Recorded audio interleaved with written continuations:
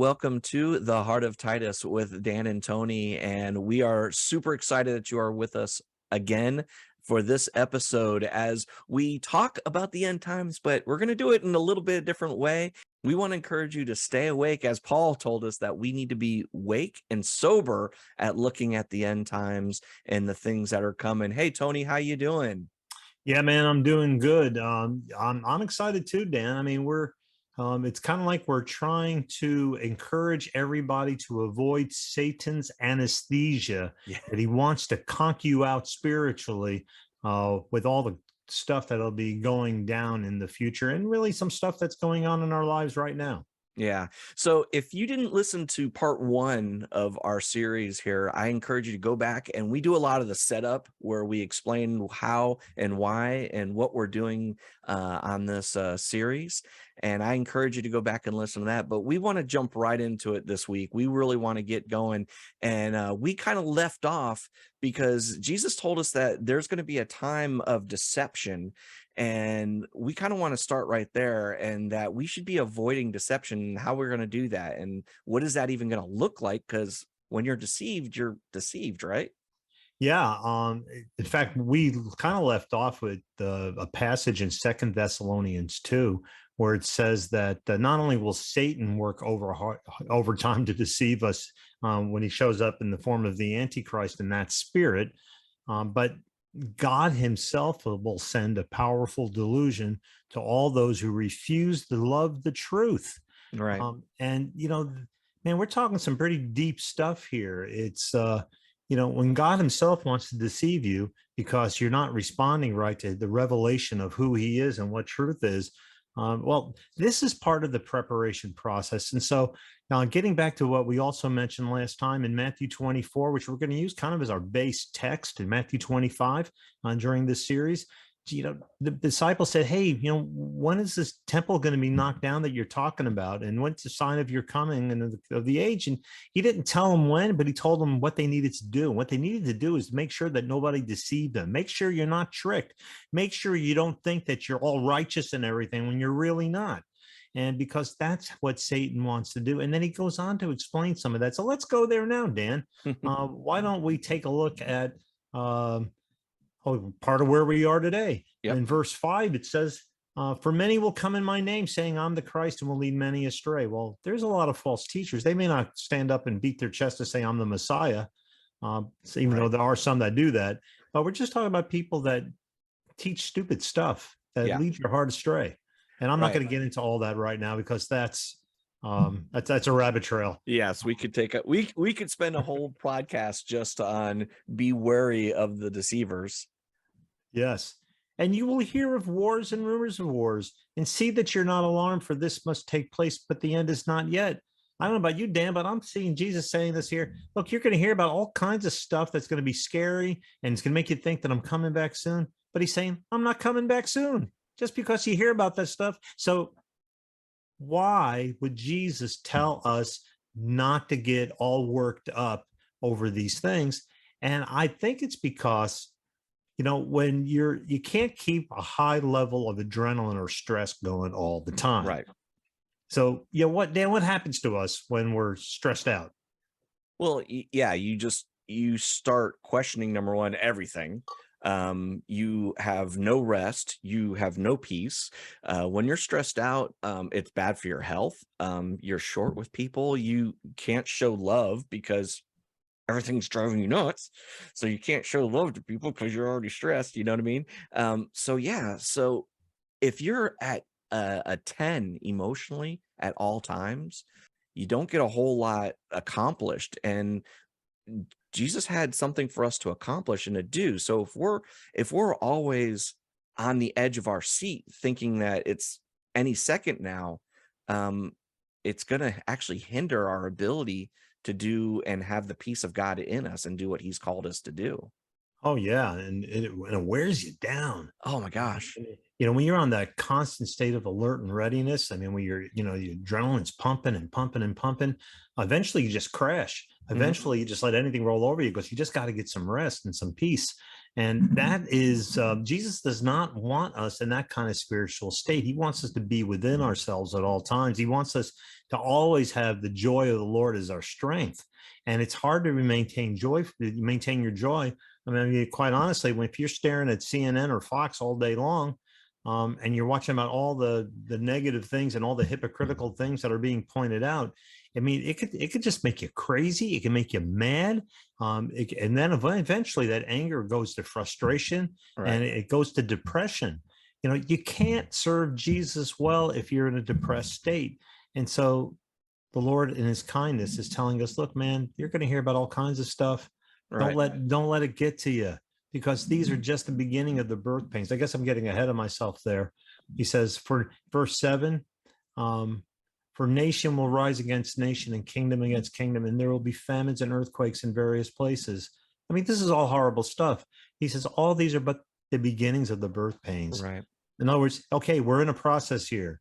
I am coming back. I am going to set all things right. I am straightening things out. And sometimes it's going to feel a little uncomfortable, maybe a very uncomfortable, but don't think that I'm coming back yet. Don't Right. get yourself all worked up over that. Yeah. Well, I love what you put here. You said one of the things you wrote me was that it's like a false alarm.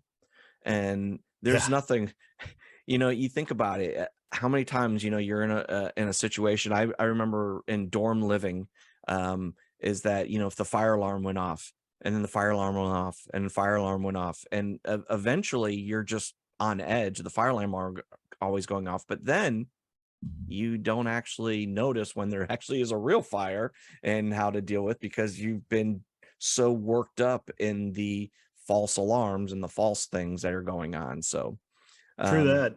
yeah, so you got to pay attention, but you can't be inundated with all these things, because Jesus is telling us it's going to happen. I can remember reading some of the works that were written back during the World War I time, and how it was the end of the world, because you had the setup of Gog and Magog and all this other stuff, and then you had in World War II, and then the fighting went down into Africa, and that was kind of, people were talking about the coming from the east and coming from and it's like, okay, Jesus is telling us, whoa, slow down, slow down.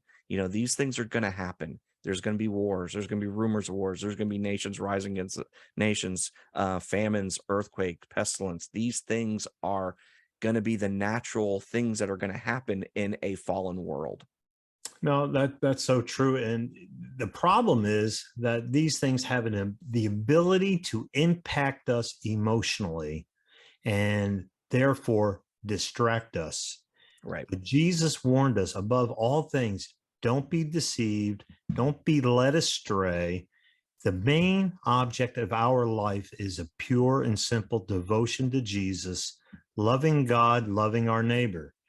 If I am so captivated by watching Fox News every night that I can't find the time or the energy to use the gifts that God has given me to go out and serve him and his people, then I am being led astray. Mm. It's kind of like the teenage kid who comes to the dinner table, which is supposed to be a place. The purpose of the dinner table is not just to give yourself fuel and food to go on living.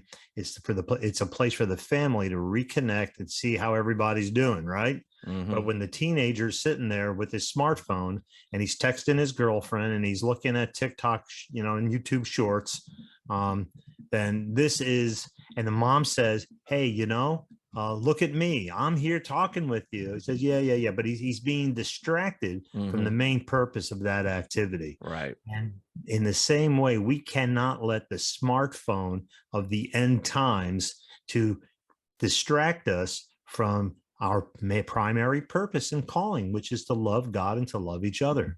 Yeah. Yeah. It's so easy. And that's the thing. It's so easy because it's all around us. It's all around us every day. Um, let's go to verse 9 here. Yeah. And because it says, then they will deliver you to tribulation and will kill you, and you will be hated by all nations because of my name. Well, that gets exciting. Yeah.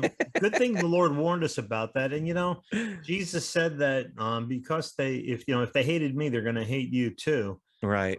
And you know, this stuff is going on right now, even though we're not necessarily in the time of tribulation. At least I don't think we are.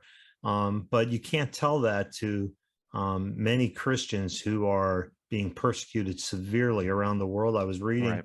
a report recently where the number of countries where there's some level of persecution in the world has gone up from 2014. There was 103 nations where Christians were given a hard time by the government or otherwise, and in 4 years, I went up to 147. Yeah. I mean, persecution of Christians is increasing, and so this is what you're talking about there in verse 9. There are Christians who are being handed over to death in Yeah. Muslim countries, in some totalitarian countries, and even in there's even some persecution going on in Europe and places like that. And we always have to be ready to give a reason for the hope that's within us, right? And Right. we always have to be ready in our hearts that we were so closely connected with Jesus and so well fed by His Word and so intimate with Him in prayer that we that if when the squeeze comes, that we react properly. Hmm. Yeah. And because when you stand for what Jesus stands for, the that's not what the world stands for. Being humble and loving one another. They call it love, but it's not love what they're calling love. But what Jesus is asking about it, or asking us to do, is to sacrifice for one another, and to but that's not what the world's asking for. So tribulations in verse 10, at that time many will fall away and will betray one another and hate one another. And I'm seeing this now um, all over, and we're starting to see, especially in the American church, but we've also seen it in Latin America as well, right, Tony? Yeah, there's a lot of when people get pushed to their emotional brink, then they will do unusual things. Uh, and so betrayal, if you're at the point where to save your own life, you have to turn over somebody who's close to you. And this is frankly a common human trait, but we're talking about times of desperation, Hmm. and I think that's why Jesus is trying to encourage us earlier to not get all riled up with the big picture. Wait for the picture to get really personal, which is what he's talking about here in 9 and Yep. 10. It's a real personal picture. And if you're not there, I mean, right now, thank God in the United States, we don't have to worry about much of this. There are some cases now where you can't really have conversations like you'd like to have with some of your family members who are on the other side of the fence about certain topics. They just, you just can't do it. Yep. And so there's a breakdown in intimacy there and a beginning of division, but that's nothing compared to what some people around the world are dealing with. So yeah, this, and what hurts more than betrayal? Yeah. Yeah. And that's the thing. And this is where I think that can bubble up inside of us, is unforgiveness, have an offense and carrying offense, and being a you start actually separating yourself from the people that you should be ministering to, because they're just gonna hurt you anyways, you know. Well, yeah, that's John Bevere years ago wrote a book called The Bait of Satan, and it's just that idea of offense. Hmm. Um, Absolutely essential reading, absolutely essential understanding. If there are so many Christians who have forfeited God's grace in their lives by choosing to not forgive and to hold that grudge. Hmm. There's no way you're getting through the end times if you don't decide to, as what one of my pastor friends says, is called preemptive forgiveness. Right. You've got to decide in advance that you are not going to let that offense stay because Right. it's poison. So we're going to leave it right there for this week because we want to spend a little more time on this forgiveness, this preemptive forgiveness, because we know in the end times there are going to be many who are going to persecute us and come against us just because we believe in Jesus and we follow the words of the Bible. So if these podcasts are ministering to you, we want to know. Leave comments, write us. You can email us at admin@heartoftitus.org. And you can also share this with a friend who might be needing these teachings and might need this encouragement. If you'd like to learn more about Heart of Titus Ministries and what we do, you can go to www.heartoftitus.org. Now, we thank you again for listening to the Heart of Titus podcast with Dan and Tony, and we look forward to seeing you again real soon. Bye-bye.